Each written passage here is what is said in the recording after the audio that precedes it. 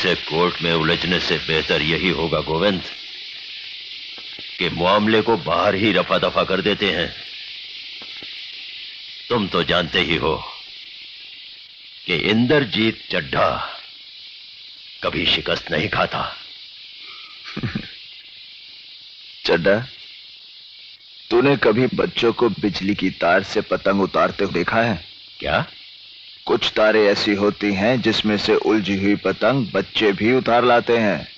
ये और बात है, दामिनी के केस को छेड़कर जो तार तूने छू लिया है, बिजली का वो झटका लगेगा कि तू झटकना भूल जाएगा।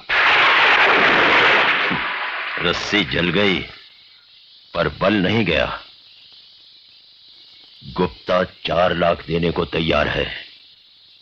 एक छोकरी की इज्जत के लिए ये रकम बहुत है। बहुत तरक्की कर ली चड्ढा, कानून की दलाली से इज्जत की नीलामी तक आ गए। इस पेशे को भड़वागिरी कहते हैं। गोविंद, चिल्ला मत, नहीं तो ये केस यही रफा दफा कर दूंगा। ना तारीख ना सुनवाई, सीधा इंसाफ, वो भी ताबड़तोड़। चड्ढा, समझाओ इसे, समझाओ। ऐसे खिलौने बाजार में बहुत बिकते हैं, मगर इसे खेलने के लिए जो जिगर चाहिए ना, वो दुनिया के किसी बाजार में नहीं बिकता।